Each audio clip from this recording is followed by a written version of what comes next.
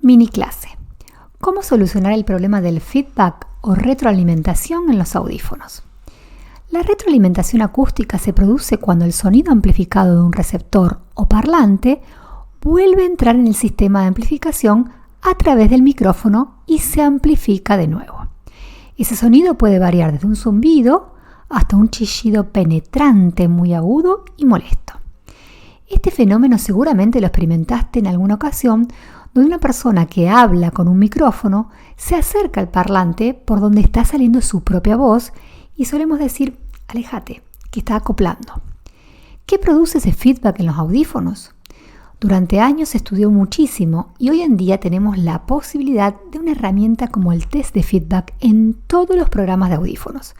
Lamentablemente no todos los fonoaudiólogos la realizan de rutina.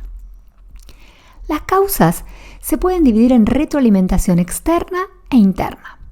La retroalimentación acústica externa generalmente la puede resolver el fonoaudiólogo tratando de mantener la adaptación prescripta.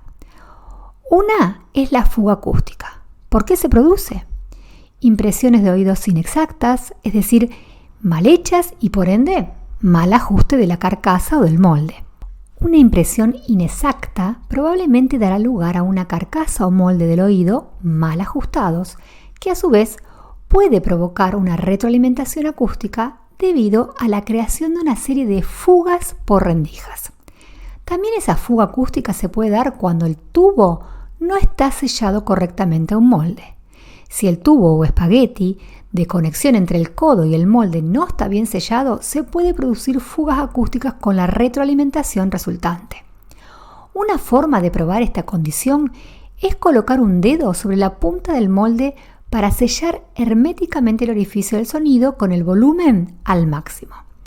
Si la retroalimentación se detiene, entonces el problema probablemente sea el ajuste en el oído o alguna otra causa que no sea un tubo mal sellado.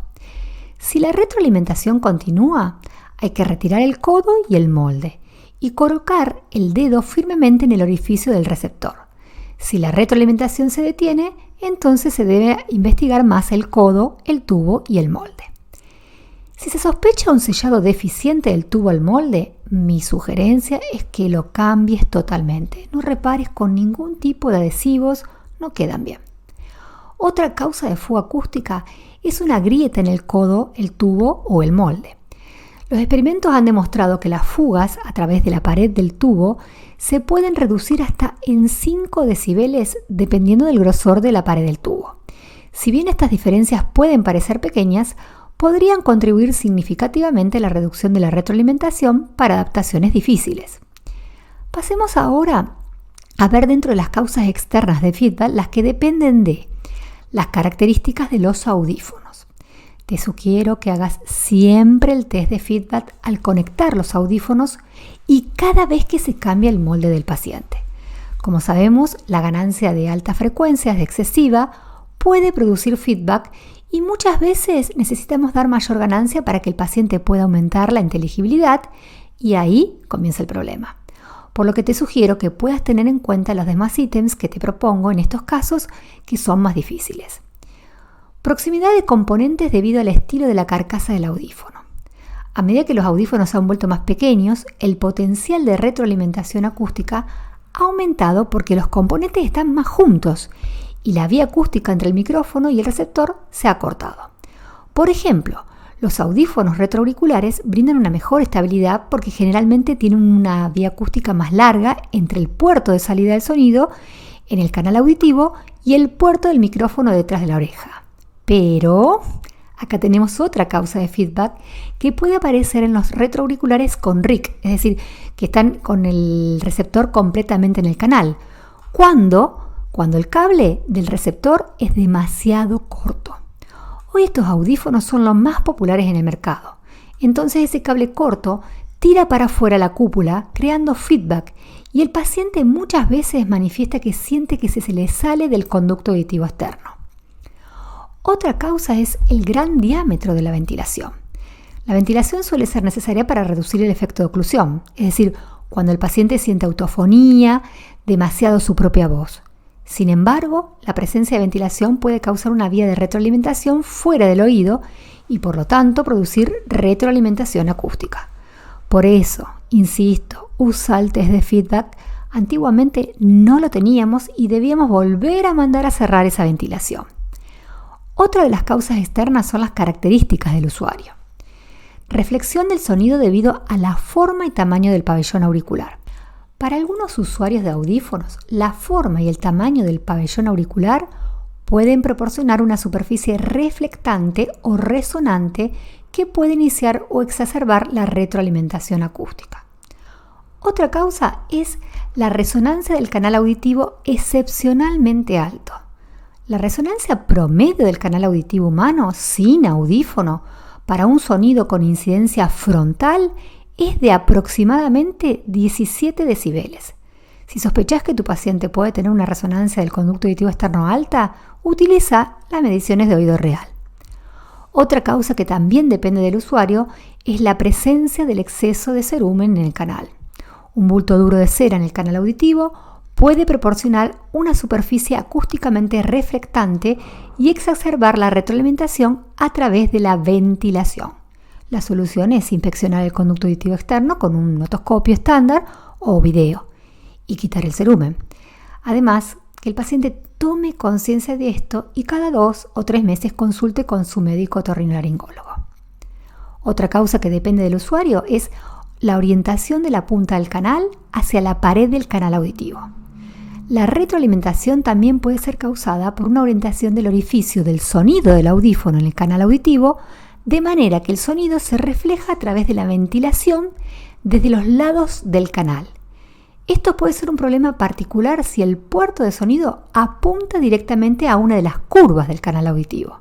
En este caso, puede ser necesario cortar o alargar la parte del canal del audífono o del molde o reorientar la dirección en la que la salida del sonido apunta hacia ese canal.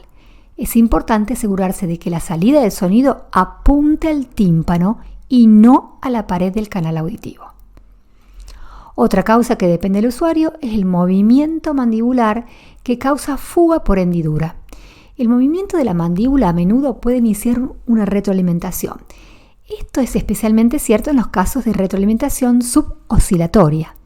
El movimiento del cóndilo mandibular en la fosa mandibular del hueso temporal, debido a masticar, hablar, bostezar o hacer muecas, puede producir suficiente movimiento de la mandíbula para mover un molde en el canal auditivo y causar retroalimentación acústica como resultado de la creación de la hendidura fuga debido a este movimiento.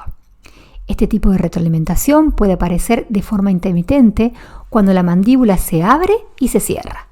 A diferencia de la mayoría de las modificaciones de la retroalimentación que requieren alargar la porción del canal del audífono o del molde para proporcionar un mejor sellado en el oído y evitar retroalimentación, te sugiero acortar la sección del canal del audífono y en algunos casos de problemas de la articulación mandibular puede evitar que el movimiento de la mandíbula se mueva el audífono o el molde y de esta manera posiblemente evitar la retroalimentación. Este problema también puede reducirse mediante una variante de la técnica de la toma de impresión. Morgan, en el año 94, ha recomendado que el usuario hable, gire la cabeza, sonría y mastique mientras el material de impresión se seca en el oído. Esto permite que la impresión refleje las condiciones dinámicas del canal auditivo y reduce la probabilidad de retroalimentación acústica durante el movimiento de la mandíbula posterior. Otra causa es el tamaño del conducto auditivo externo que cambió en un usuario. Sabemos que el usar un molde agranda el conducto, como sin duda sabemos que hay pacientes que se olvidan que deben cambiarlo periódicamente, ya sea porque su conducto auditivo externo cambia y ni hablar que el material tiene una vida útil de aproximadamente 1 año en los moldes de retroauriculares. También puede cambiar el tamaño del conducto si el paciente ha perdido peso por alguna enfermedad.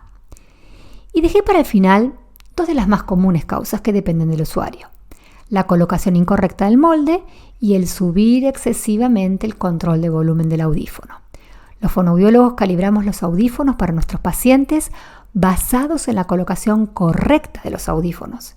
Si están bien colocados, el paciente escuchará bien, pero si están movidos hacia afuera, probablemente aparezca este molesto ruido. Y calibramos para que el paciente tenga la posibilidad de subir o bajar el volumen, es decir, con un margen de volumen para más o para menos, pero si el paciente lo sube en exceso, aparecerá feedback. Hay otras causas de feedback, como la presencia de superficies reflectantes cercanas. Ejemplo de esta situación para el usuario puede ser ponerse un sombrero, o cuando se arregla el cabello, o cuando está cerca de una pared u otra superficie reflectante dura. Los padres lo refieren cuando el bebé se acerca o cuando comienza a tomar el pecho. Dado que este tipo de retroalimentación acústica es situacional, puede ser bastante fácil de diagnosticar el problema pidiendo al usuario que describa las situaciones en las que se produce la retroalimentación. Acá también solemos tener en los programas una opción para aumentar, la sensibilidad, que comienza a actuar ese detector para reducir el feedback en forma automática. Es muy útil en estos casos. Vamos a hablar de la retroalimentación interna ahora. La segunda categoría general de la retroalimentación acústica abarca los problemas que se producen debido al mal funcionamiento del audífono. Estas averías son generalmente problemas técnicos que requieren que el audífono se devuelva a la fábrica para su reparación. Sin embargo, un fonoaudiólogo a veces puede realizar reparaciones menores en el consultorio para resolver un problema sin tener que derivar el audífono al fabricante y sobre todo realizar algunas pruebas sencillas como separar el audífono del molde, tapar el codo con la punta del dedo y si sigue haciendo ruido ya empezar a sospechar que le puede estar sucediendo algo, ya que antes esto no estaba pasando. Por último, el feedback puede aparecer cuando una calibración es inadecuada. El audífono puede estar perfectamente colocado, pero si el molde que indicamos no es el correcto o la ventilación no es la que necesita el paciente, y sumado a esto, el profesional, insisto, no toma como rutina realizar el test de feedback, el cual es muy difícil a veces en los niños pequeños porque no se quedan quietos y tenemos que ingeniarnos miles de maneras de entretenerlos y que hagan silencio, ya que es una prueba que necesita un ambiente silencioso. Entonces, el sonido puede filtrarse por el canal auditivo y volver a ingresar por el micrófono causando feedback o retroalimentación. Puede pasar que por querer solucionar el problema del feedback no elijamos correctamente el domo o el molde y crear un problema de oclusión y el paciente refiere luego a autofonía y retumbe de su propia voz o a veces ellos mismos lo producen. ¿Por qué? Porque aprietan demasiado adentro sus moldes porque tienen miedo que se les caiga. Te doy un tip. Hacelo contar hasta 10 al paciente en voz alta y pedile que vaya moviendo los moldes y que suba y baje el volumen de su voz para que diferencie si es que retumba porque se lo colocó demasiado adentro o que la voz es más alta. Por eso, colega, tómate el tiempo suficiente para descartar todas estas posibilidades. Dispone de sesiones para que el paciente aprenda a colocárselo bien. Observa su conducto auditivo externo con un otoscopio. Chequea los moldes, los tubos. Toma por lo menos 2 impresiones y comparalas. Pregúntale al paciente si utiliza dentadura. Hace la prueba sencilla para verificar el estado de su mordida y posible desplazamiento de los cóndilos maxilares. Habla con el técnico. Tu paciente te lo va a agradecer, no solamente porque el sonido del feedback puede ser molesto.